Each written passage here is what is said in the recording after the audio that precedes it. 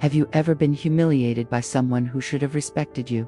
I'm not talking about a thoughtless comment, but the kind of humiliation that burns inside you, echoing days later and making you rethink everything. I've been there. It was supposed to be a joyful day. The room was full. Laughter mingled with the sound of silverware, the smell of fresh food in the air. I circulated among the tables, serving coffee and offering cake, as I always did.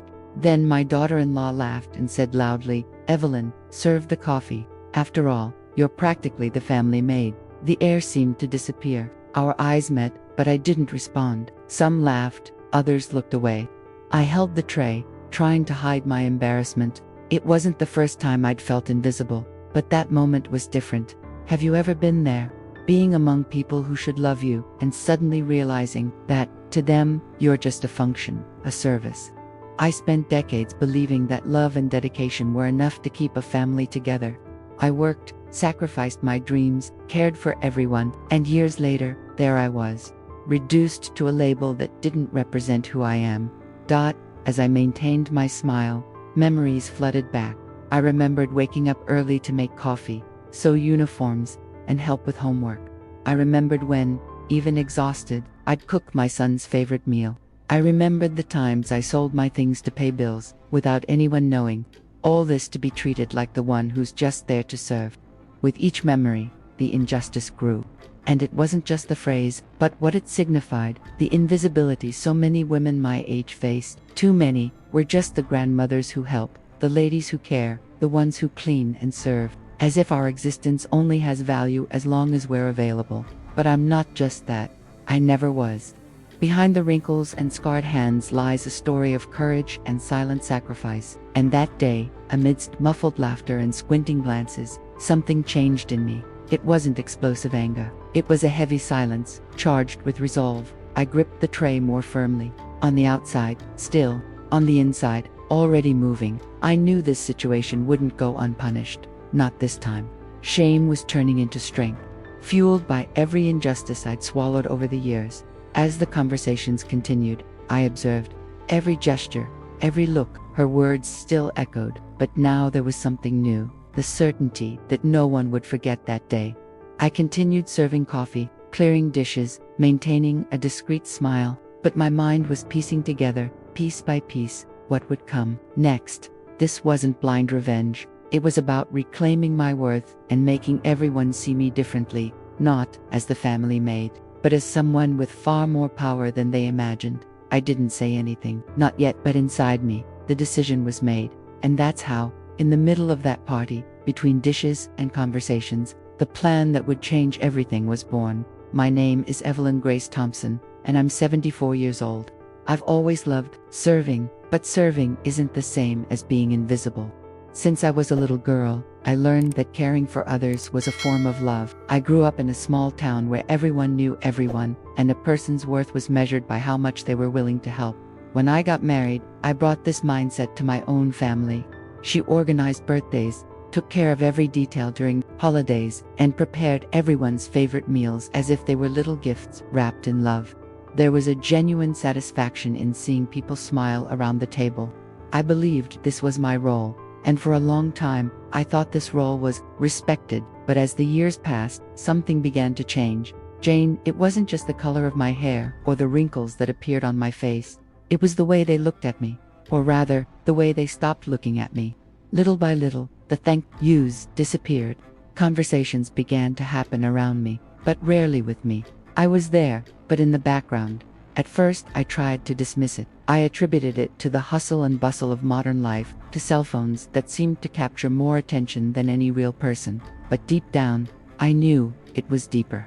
It was as if my presence had become part of the scenery, something that would always be there, available, silent, ready to meet any need without asking for anything in return. And it was in this lack of recognition that a weight began to build that I hadn't fully realized until the day of the party. Before that, my routine had a simple beauty. I'd wake up early, make coffee, while the soft morning light still streamed in through the window. I'd arrange the flowers in the living room not because anyone asked me to, but because I enjoyed the welcoming atmosphere. I'd make little mental lists so that nothing would be forgotten, from the clean towels in the bathroom to the polished silverware. It was as if every detail was a silent reminder of how much I cared. I didn't realize it, but this constant dedication was becoming a kind of automatic expectation. No matter what happened, they knew I could handle it. When someone forgot to buy something, I was there to fix it. When a situation got tense, I was there to calm things down. And so, without realizing it, I became the invisible solution to every problem, which seems noble, until you realize the price it exacts. Sometimes I'd catch myself observing the conversations around me, noticing how stories were told and laughter shared without my name being mentioned. It was like watching a movie I'd once been a part of, but now I was watching from the wings. And those wings can be lonely. You see life unfold, but almost always from the other side of the curtain. I won't say there weren't good moments. There were, like when my youngest grandson came to hug me for no reason, or when I received a compliment on my cooking. But over time, those moments became rare, and the silence between them began to speak louder. That party, which was supposed to be another occasion to celebrate together, had all the elements I loved: good food, family together, laughter throughout the house, but at the same time, it carried something different, something I would only realize later. It was as if everything was perfectly in place, except me. And that feeling of being out of place in the midst of one's own family is one of the most bitter feelings anyone can experience. That night, as I adjusted the tablecloth and checked for coffee, I felt a strange pang in my chest. It wasn't physical, it was emotional, as if a part of me knew something was about to happen. I didn't know what, but there was a heaviness in the air, a silent tension I couldn't ignore. I continued doing what I'd always done, taking care of every detail to make everyone feel comfortable. But deep down, something inside me began to wonder if, amid all that dedication, I hadn't lost something even more important: myself. And it was in this state of silent attention, trying to keep everything in place, that the moment that would change everything began to form, amidst all the commotion. As I finished arranging a platter of snacks, I heard Melissa's voice rise above the hubbub.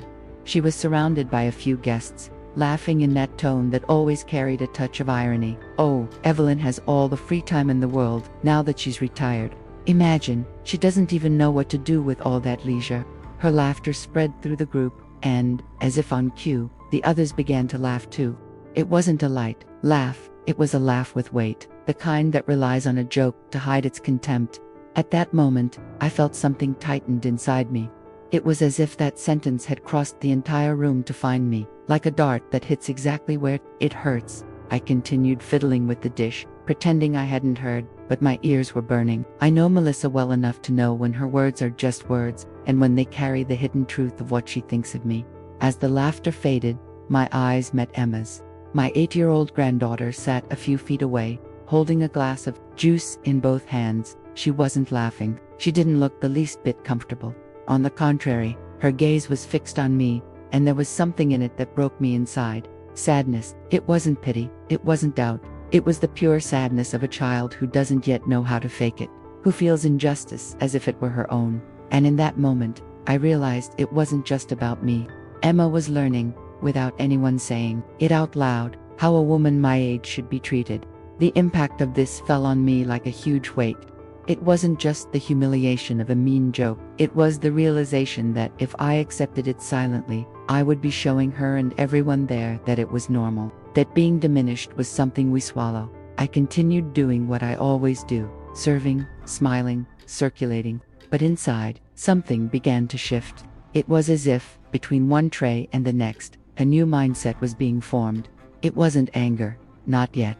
It was a state of alertness, like when you begin to notice pieces being moved on a board and understand that if you don't act, you'll be pushed out of the game. With every passing minute, more signs appeared. Little jokes about my poor memory when I asked where certain utensils were. Comments about how I still managed to stand for so long, delivered with that condescending smile that fools no one. I responded with the same calm tone as always, but inside, I was cataloging every word, every gesture, as if I were watching backstage at a show, observing exactly how people reveal themselves when they think no one is paying attention. The curious thing is that, even as it was happening, part of me was still trying to justify it. I thought, maybe she's just tired, maybe it's just a misplaced comment. But the other part, the one that had been growing since the first time I felt invisible, knew it wasn't a coincidence. This was a pattern, and patterns, once recognized, can no longer be ignored. I remember walking past the room and seeing Melissa laughing with her friends again. This time, the topic seemed to be how hard it is to deal with old school people. They spoke lightly, as if discussing the mood, but to me, every word sounded like a message. You're expendable. I didn't interrupt, not yet. But each sentence I heard brought me one step closer to a decision. I didn't know exactly what it would be, but which I felt would be final. The contrast between what I looked like on the outside and what I felt inside was stark. On the outside, I was the silent hostess with a kind smile, adjusting tablecloths and checking for food. On the inside, it was like walking down a narrow hallway, with each door I passed revealing a detail I didn't want to see but could no longer ignore. And with every glance Emma gave me, I was reminded that she was learning. Children don't forget how adults treat those nearing the end of their lives. They absorb these lessons as silent truths, and it shapes how they treat or allow others to treat them in the future. This realization was what troubled me most. I poured the coffee, cleared the plates, and heard a few more muffled chuckles that, though not directed at me, carried that tone that always seemed to find a way to reach me. I was at the center of a party I had helped organize, but I felt like a decorative object, present but ignored, useful only when needed. And it was in this atmosphere of laughter that didn't reach my heart, and glances that pierced me relentlessly, that I realized something was about to change. Not because I wanted to prove a point to Melissa, but because there was much more at stake than a mean joke. It was about what I would allow from now on. I didn't know how or when yet, but I knew that somehow that night wouldn't end the same way. It began. For a moment, I tried to convince myself that it was all just a joke.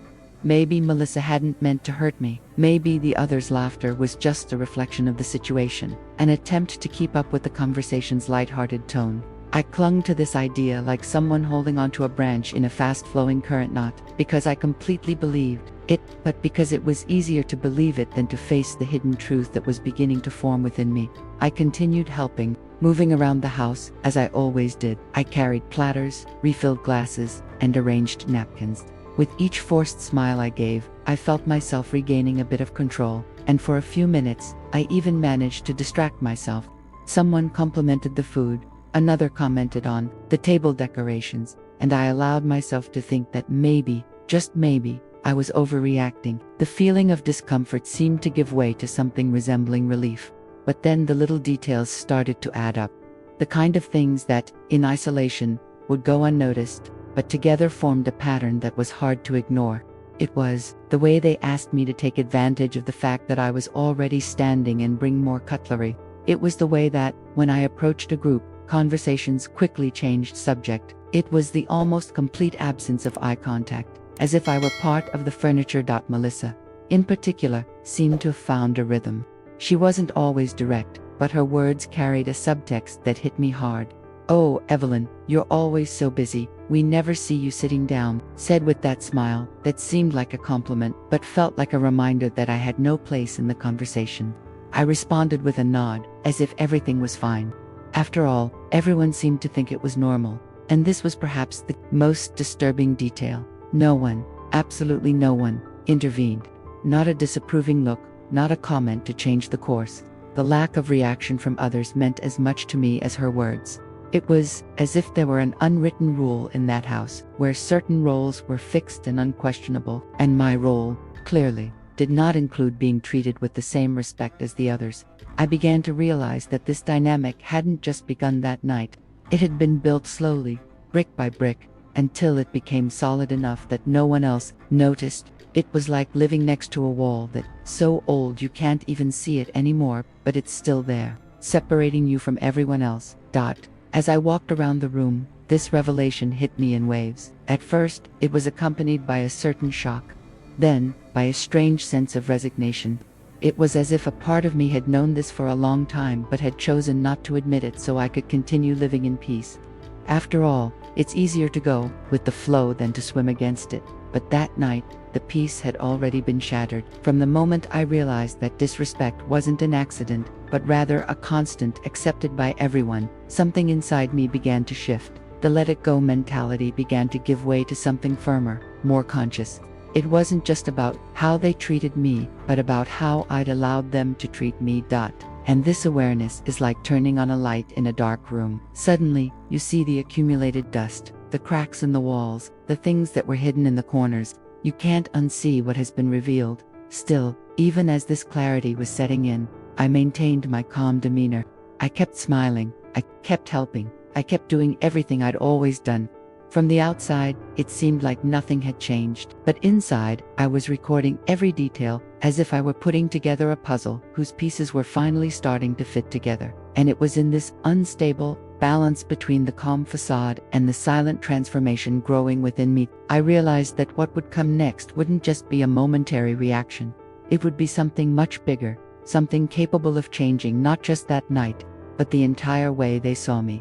The voices and laughter from the room echoed in the background, but to me, the sound seemed distant, muffled, as if I were hearing it all from inside a glass. As I collected some empty glasses, the image of Melissa and her guests laughing at something I hadn't quite heard made me pause for a moment. You didn't need to hear it. I already knew. That kind of laughter carries a weight we learn to recognize, to ignore in order to survive. But that night, try as I might, I couldn't ignore it. It was then, like an unexpected wave, that a flashback washed over me. I was back in that small room, decades ago. It was dawn, and I, in my early 20s, sat at the sewing machine. My hands were already scarred by the rough fabric and the needle, but still quick and precise. I sewed non-stop to meet deadlines, while the rest of the house slept. On the other side of the wall, the soft sound of little Robert's breathing reminded me of the reason for each stitch. There were nights when my body begged for rest, but my mind wouldn't let me stop. I knew that every hour of work meant more security for him, more opportunity for a better future. The next day, before sunrise, I would carefully pack his lunchboxes, his favorite sandwich, fresh fruit, a quick handwritten note just to let him know his mother was thinking of him. And even exhausted, I still found the strength to walk to school and then to my second job. I also remember the times I had to sell things I owned to pay my college tuition. A ring my mother gave me, the dress I wore at my wedding, even some furniture from the house. None of it hurt as much as the lack of recognition. I didn't expect applause, but I believed that, at the very least, there would be gratitude. I returned to the present and realized that, there, in the midst of that party, no one seemed to remember those stories.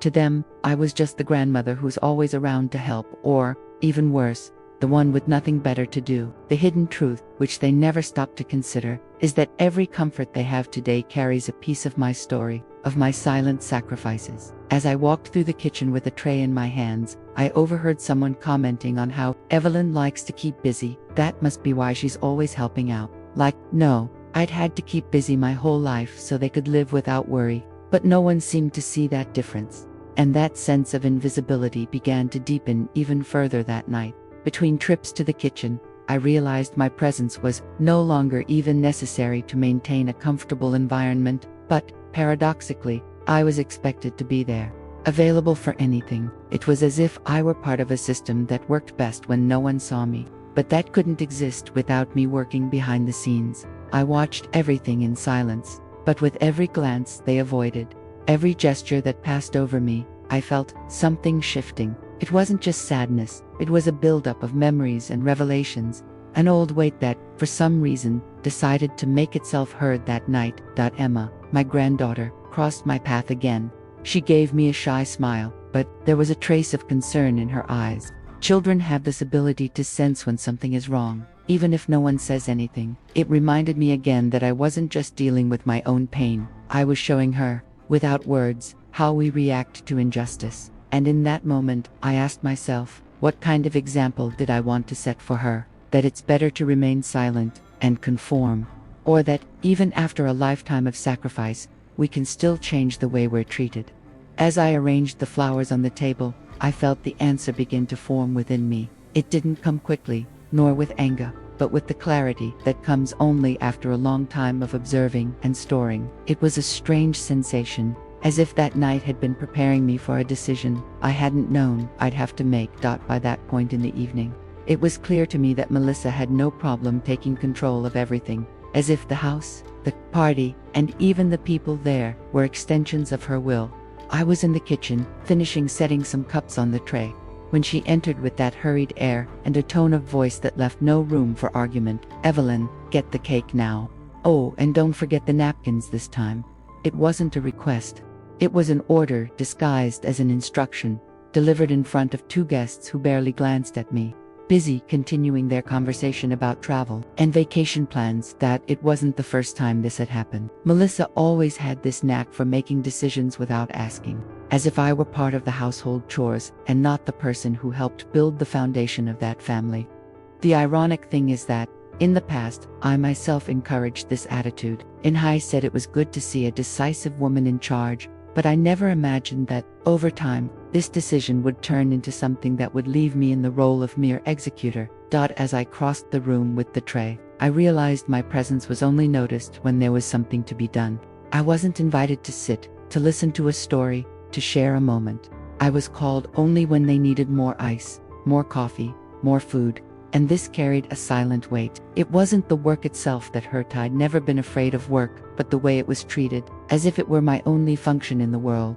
And there were also the veiled threats, hidden between the lines of her words. Phrases like, "I like things my way," or "You don't have to worry about anything else, okay?" seemed innocent, but they were accompanied by a tone that made it clear any attempt to participate in decision-making would not be welcome. It was as if there were an invisible barrier keeping me in a specific place, a place she deemed suitable for me.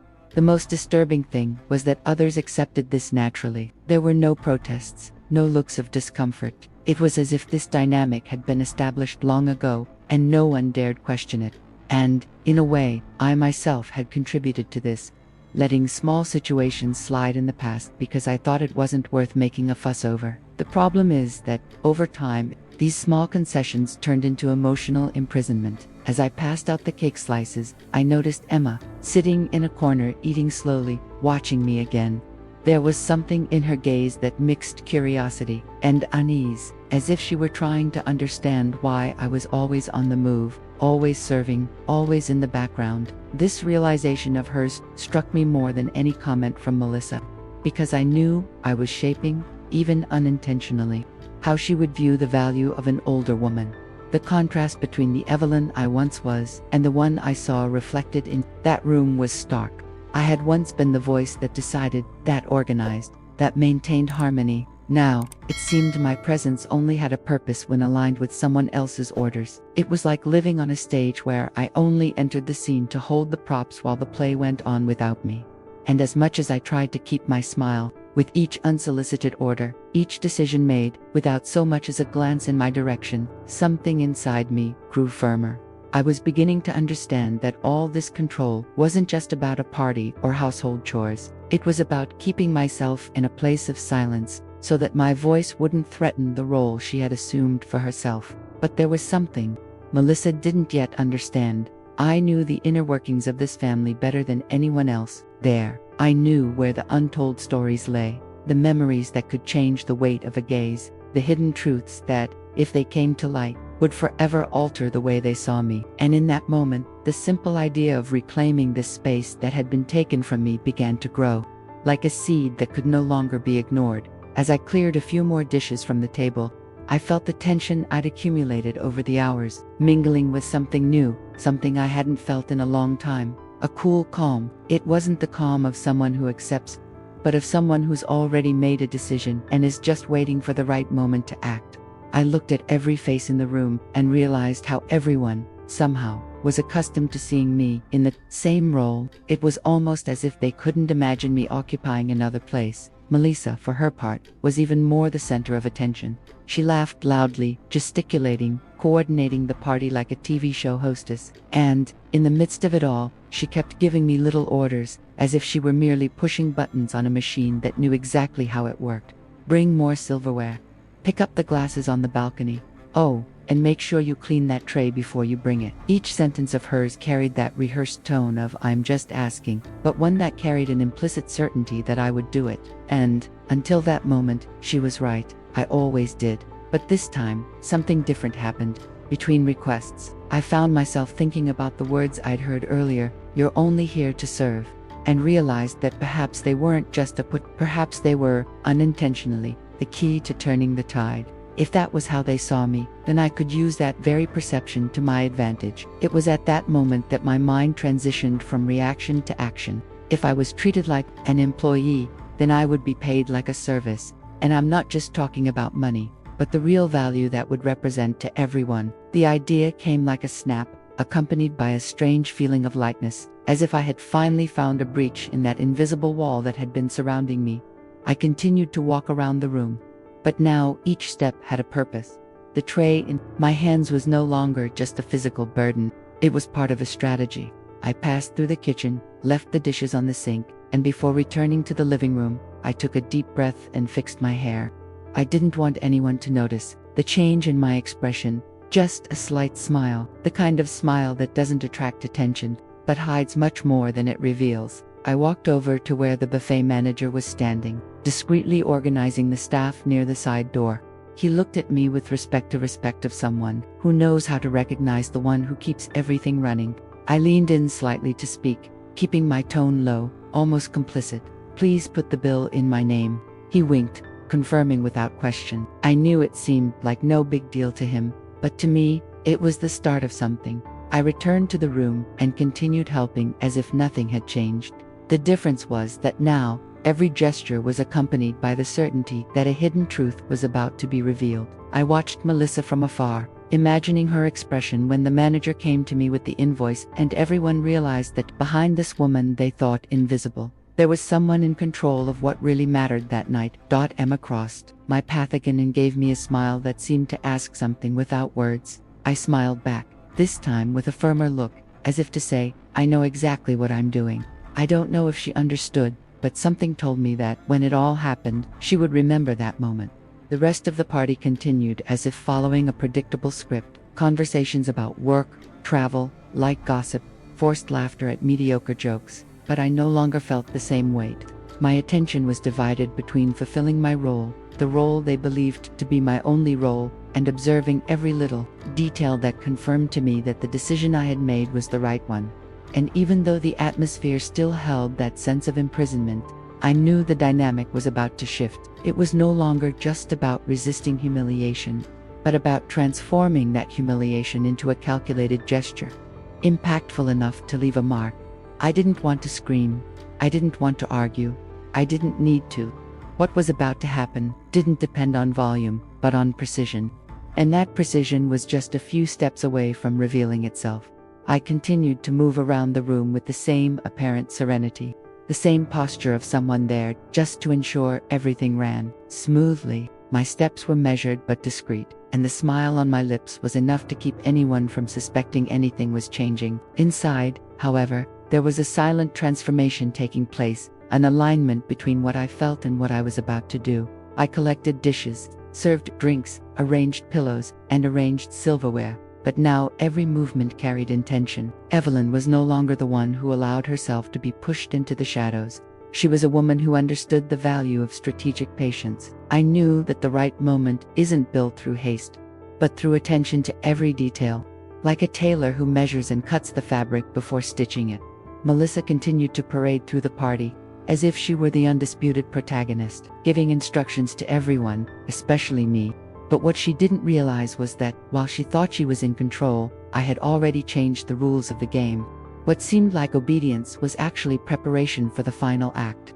As I passed by the porch to collect some glasses, I overheard snippets of conversation that reinforced my decision. Little comments about how Evelyn keeps herself busy, or she seems to enjoy serving.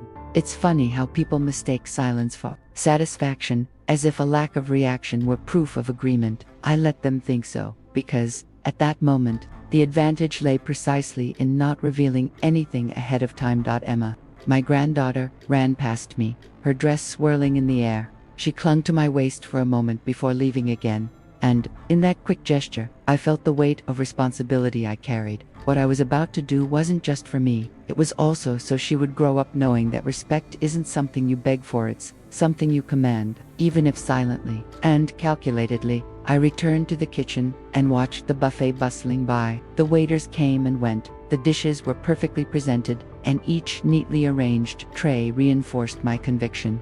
I wanted everything that night to be impeccable. There would be no room for criticism, No excuses that my behavior was due to bad mood or a mistake. Everything would be perfect and under my control. There was something almost ironic in realizing that, to execute my plan, I needed to assume the very role they expected of me, only this time, not as submission, but as strategy. The difference between being used and using one's image to one's advantage is subtle and powerful. Bafta, as Melissa laughed out loud in the center of the room, surrounded by praise, I knew that within minutes, that same audience would witness a change she hadn't anticipated. And perhaps that was the most delicious part, the element of surprise. I watched each guest, recording their expressions, noticing who was paying attention and who was immersed in their own conversations. It was almost like studying a map before taking the next step on a risky path. This wasn't impulsive revenge, but a decision that carried years of stories, behind-the-scenes details, and unspoken truths. Deep down, I think what motivated me wasn't just the humiliation of that night, but the sum total of all the small invisibilities accumulated over the years. Every time I was ignored in a conversation, every time my effort was treated as an obligation, every time my opinion was dismissed, it was all there, stitching together the fabric of the moment that was about to unfold. And so, as I poured another round of coffee and discreetly arranged a tablecloth on the table, I felt the same cool calm from before intensify. I wasn't nervous. On the contrary, it was as if, finally, every piece was in place, and somehow I knew that when the curtain rose on the next act, nothing would ever be the same again. The sound of clinking glasses spread throughout the room, momentarily drowning out conversations.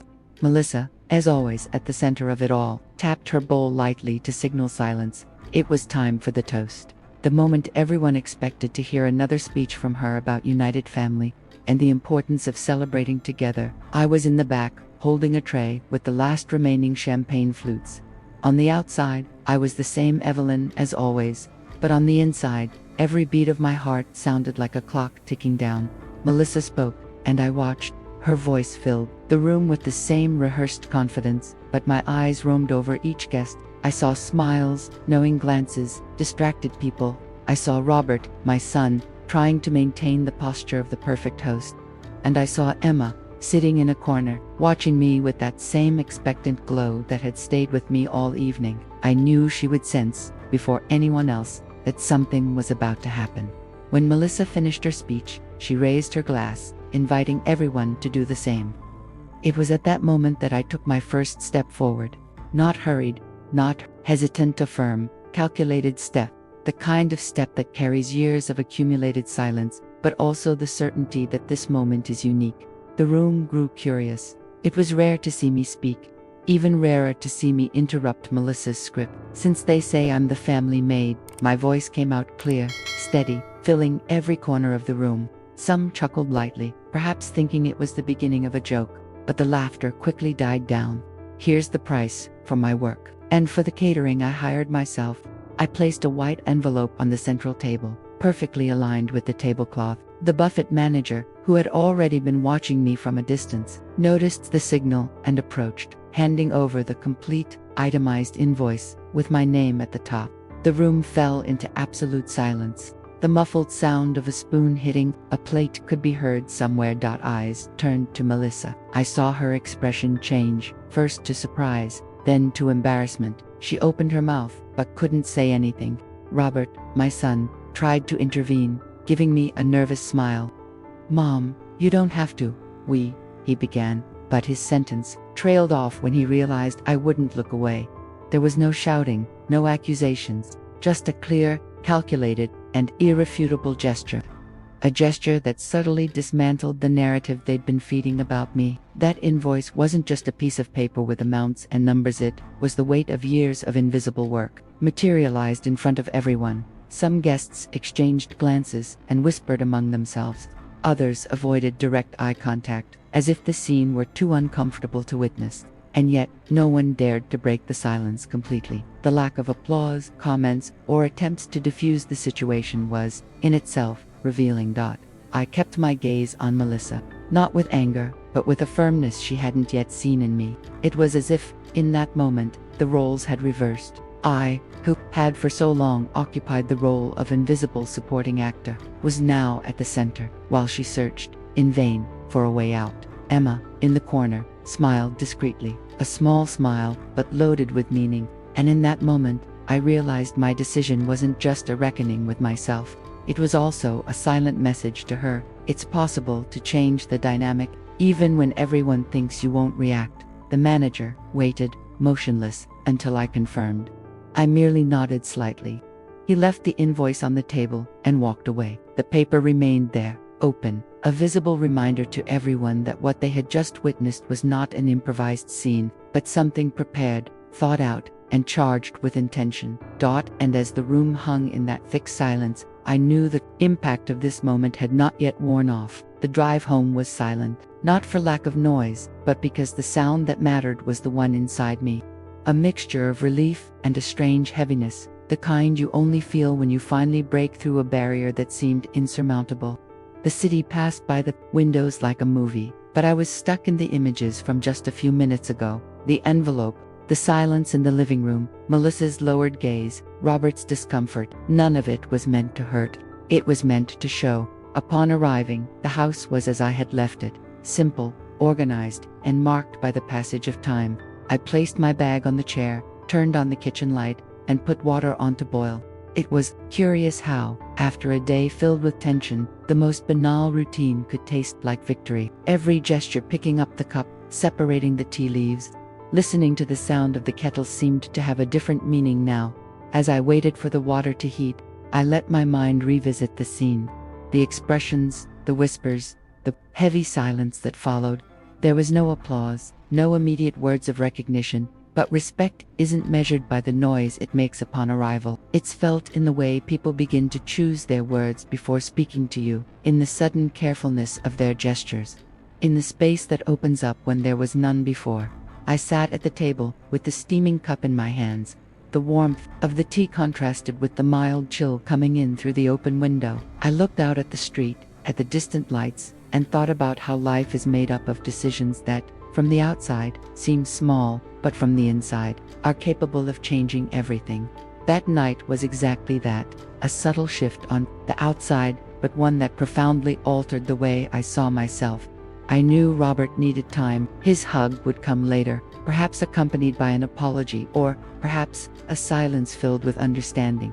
Recognition doesn't always come in the form we expect, and part of maturity is understanding that it can come in slow, discreet, but sincere doses. I sipped my tea and felt that, despite all the wear and tear, there was something liberating about turning the page that way, not with outbursts or shouts, but with a precise gesture that made it clear that my dignity was not for sale, and that my worth didn't depend on anyone's approval. It was about posture, about mindset, about the decision to accept no less than the respect I deserved. The clock on the wall read almost midnight. Outside, the wind was beginning to pick up, stirring the leaves in the trees.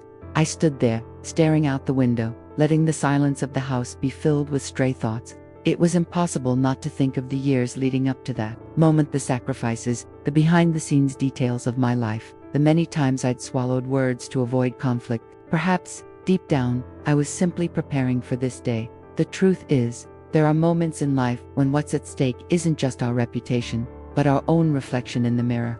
And that night, when I looked at myself, I saw something I hadn't seen in a long time, the certainty that, no matter how much they try to put us in a lesser place, there's always a way to rise up and occupy the space that belongs to us.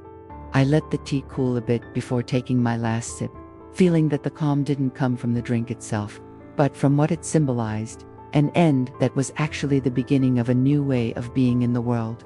Not an Evelyn who reacts, but an Evelyn who chooses, who decides, who shapes her own destiny without needing to ask permission. I continued to stare out the window, following the soft movement of the lights in the distance. And deep down, I knew that image would be etched not only in my memory, but in the memory of everyone who witnessed what happened. Because, in the end, those who try to belittle you in public are silenced by the truth. If you've made it this far, I think you've already realized that these stories aren't just about what happens on the outside, but also about everything we carry inside.